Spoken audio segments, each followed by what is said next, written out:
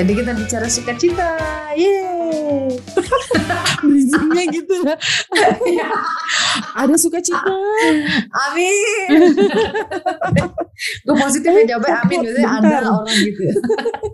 Headsetku copot. Saking sukacitanya. Itu luar biasa itu. Sukacita dan semangat. Joyful Lord, we adore thee. Ini penyuka warna pink bersenang-senang. Oh iya, kenapa? Apa kenapa dia tanya gue lagi? Karena warna liturgisnya pink ya. Ya, warna lilinnya liturgisnya juga pink. Ya memang kalau kalau GPIB tuh tetap ungu solanya, cuman lilinnya yang pink. Kalau ada, kalau nggak ada nggak usah dipaksa-paksa gitu. Kalau nggak ada nggak apa-apa. Yang penting itu kalau kata parasit itu yang penting ada perubahan warna. Misalnya, contoh. Misalnya kalau seandainya tadinya kita pakai ungu, terus kemudian karena tidak ada pink mungkin ya, terus kemudian kita gantinya putih gitu ya, bukan maksud mendahului lilin Natal ya. Nggak apa-apa, karena bicara situasi Joy ini kan dari apa yang tadinya orang sedang bergumul dalam harap gitu ya, orang terus kemudian menghidupkan lagi keyakinan imannya gitu ya. Terus kemudian ketika dia sudah menjelang Minggu Advent yang ketiga ini, maka hadirlah sukacita gitu ya, yang mau dinyatakan lewat di Minggu Advent yang ketiga itu. Jadi yang penting ada ruang suasana. Tunggu ya, baca lagi itu peralihannya ada.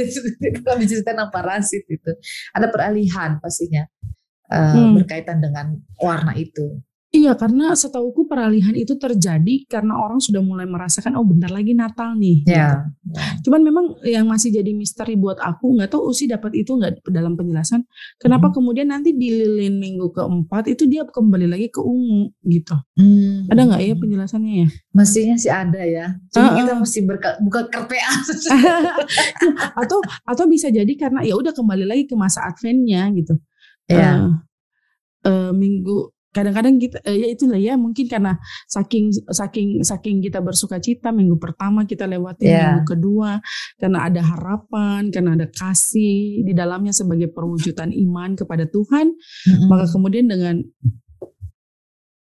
berani kita kemudian menghadapi betapa banyak pergumulan dalam hidup dengan sukacita gitu, karena sukacita itu kan bicara soal apa yang ada di dalam dan berkaitan erat dengan Tuhan, bukan bergantung pada apa yang terjadi di lingkungan kita tuh.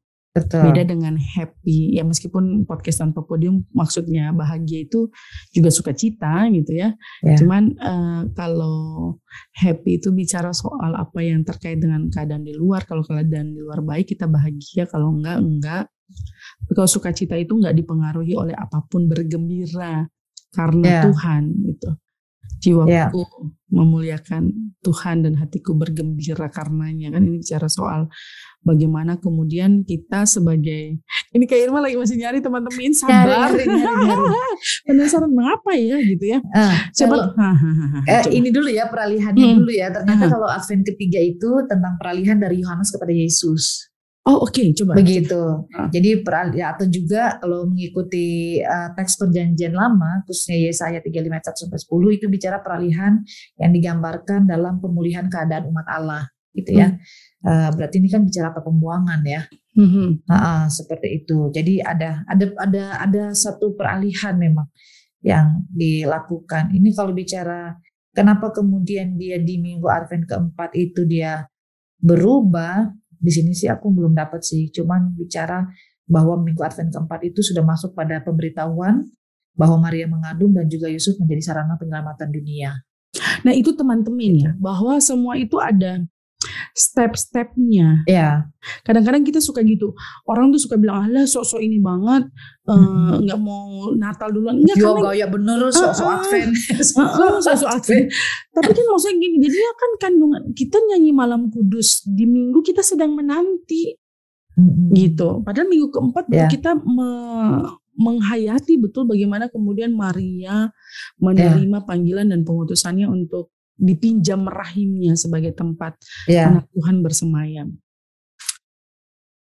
Dalam ketidaksabaran kita akhirnya gitu, kita akhirnya menjadi orang-orang yang pada akhirnya sukacitanya menjadi sukacita apa yang kita maknai aja, bukan sukacita duniawi.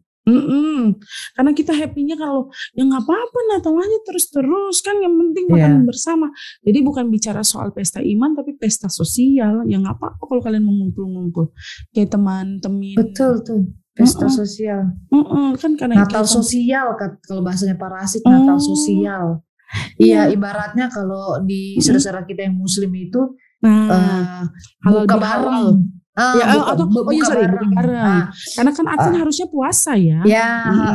Makanya kalau seandainya dibilang ya udah kalau kayak gitu ya bikin aja, diistilahkan aja kayak yang lain. Kalau orang saudara kita yang Muslim kan bilangnya buka puasa bersama, tapi kan mereka nggak mendahulukan lebarannya. Benar, ya kan? Benar. Karena yang dipentingkan di situ kan relasi sosial yang terjalin, makanya bilang Natal sosial.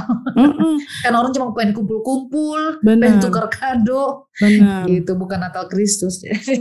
Iya, makanya selalu Natal Jumat ini, Natal keluarga ini, Natal perkumpulan ini. Padahal yang Natal, ya meskipun orang sebelumnya ya kita tahu Natal ya Kristus, betul. Cuman akhirnya kan dari situ ada simbol bahwa yang sering kali kita ingat dan kita rayakan tuh diri kita dan persekutuan kita, bukan Kristusnya. Iya. Gitu. Makanya habis itu disuruh khotbah cepat-cepat. Iya. Karena yang paling penting tukeran kadonya, pemenang lombanya dan lain sebagainya, atau kesaksian pujian dari ini itu dan lain sebagainya. Natalan aja baru banyak, dengan hari Minggu biasa nggak ada satu kesaksian pujian. Natal virtual aja dulu. Iya. By the way, ya meskipun keadaan sudah baik-baik saja ya, semoga perayaan-perayaan Natal tetap apa ya, jangan sampai pandemi ini menjadi hal yang sia-sia. Maksudnya jangan sampai apa yang kita lakukan dalam upaya bertahan dan menghayati segala penderitaan ini menjadi sia-sia karena kemudian kita balik lagi ke pemahaman yang sebelumnya gitu. Kita sebenarnya kan hal yang menyenangkan dari masa pandemi ini ya pasti ada banyak hal yang tidak menyenangkan. Tapi kemudian bagaimana keluarga demi keluarga berefleksi bersama dalam ketenangan. Ya kalau mau sungguh-sungguh berefleksi bahwa ya puji Tuhan kita tetap bersukacita, kita tetap bersyukur sekalipun ada begitu banyak derita gitu. Ya masa peralihan Yohanes ke Yesus itu kan bicara juga soal bagaimana Yohanes tahu persis yang dia perannya sampai di sini aja, selanjutnya Yesus yang lakukan karena dialah Mesias, bukan Yohanesnya. Itu kan bicara soal bagaimana kemudian kita tahu persis peran-peran kita masing-masing di tengah-tengah kehidupan keluarga, jemaat dan masyarakat gitu. Jangan sampai. Jadi sukacita itu juga harus mulai dari dalam diri sendiri dan dari lingkar yang terdekat ya, keluarga ya, di tengah-tengah situasi seperti sekarang ini gitu. Jadi jangan sampai juga kita pantang dengar keadaan membaik sedikit jadi lengah gitu ya. Akhirnya Natal tidak lagi membawa sukacita begitu ya, tapi malah membawa hal-hal yang tidak baik. Aku nggak tahu ya untuk kali ini Bukit Zaitun Makassar bikin apa, tapi untuk tahun lalu bagiku aku mengapresiasi apa yang mereka lakukan. Ya meskipun kemarin-kemarin juga mereka lakukan terus-menerus hal-hal yang virtual itu kreatif banget perayaannya. Walaupun melalui ini ya YouTube ya. Itu kerasa effortnya, kerasa usahanya untuk memberi yang terbaik. Betul. Semua talenta dikerahkan secara optimal, nyanyian, drama, pujian itu luar biasa.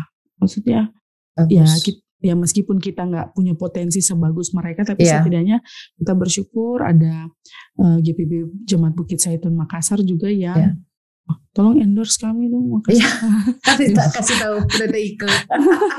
Iya, tapi kita bisa mengapresiasi bahwa apa yang mereka lakukan kemudian memfasilitasi rasa rindu kita akan perayaan Natal kan? Iya. Ya, emang bagus ya. Iya, dan artinya gini juga bahwa sebenarnya dalam kita memaknai sukacita menyambut Natal itu ada begitu banyak cara yang bisa kita pakai kok. Betul. Pandemi ini juga tidak membatasi kreativitas kita untuk menampilkan sukacita ya. Benar. Menyambut kelahiran Yesus Kristus ataupun merayakan masa raya Natal Kristus gitu ya. Nggak kok, buktinya aja biar pandemi ada orang tetap masih bisa berjuang bertahan menikmati sukacita Natal. Benar. Dan Natalnya tetap apa ya, tetap membawa sukacita gitu. Betul. Adventnya juga gitu, maksudnya masa penantian kita juga tetap membawa sukacita, karena dalam masa penantian ini kita ditempa oleh berbagai macam hal, sehingga seharusnya proses tempaan itu membuat kita terbentuk menjadi orang-orang yang pada akhirnya marilah penderitaan, marilah pergumulan. Saya siap menghadapinya karena saya punya kekuatan besar dari Tuhan yang memampukan saya. Bahkan Dia sendiri pun dari yang tanpa batas itu, dari yang divine dari yang jauh di atas transenden menjadi imanen. Benar gak sih aku? Benar ya? Pakai istilah-istilah gitu nanti teman-teman yang teolog enggak gitu. Ya, imanen itu kan bersama dengan kita, beserta kita. Bareng aja. Jangan ngaco.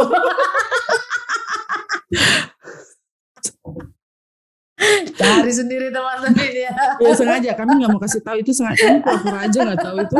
Jadi nanti cari sendiri apa artinya. Nanti ada hadiah. Hanya satu di atas. Hanya satu di atas. Oke, jadi intinya gitu kali teman-teman ya, bahwa mungkin teman-teman bisa ngelis apa-apa saja yang kemudian pada akhirnya teman-teman syukuri.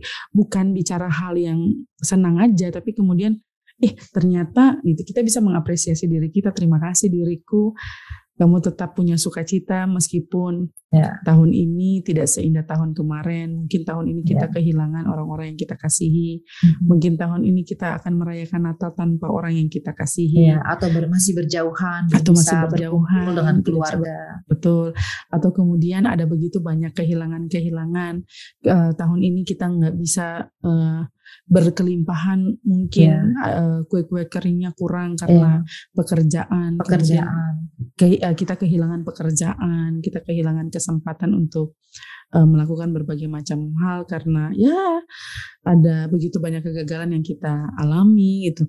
Misalnya kemudian tahun ini pada akhirnya kita nggak bisa jalan-jalan kayak tahun lalu karena sekolah sudah tatap muka misalnya gitu. Tetap kita syukuri itu. Maksudnya kita coba bikin list-list itu. Syukuri, bikin poin-poinnya apa saja yang kemudian mendewasakan kita. Karena kalau kita sudah sukacita di atas derita, di atas setiap hal yang kemudian pelik yang kita alami, maka kemudian kita bisa mengapresiasi diri juga sih sebenarnya teman-teman. Bahwa ternyata kita sekuat itu. Kita punya kekuatan sebesar itu untuk melakukan berbagai macam hal. Dan menghadapi banyak hal. Iya, betul sekali. Sukacita ya. Jadi tetap bersukacita ya teman-teman, sehingga kemudian karena kita bersukacita, kita bisa menghadirkan damai sejahtera juga bagi orang lain. Karena nggak mungkin kita hidup dalam damai kalau kita nggak punya sukacita. Betul.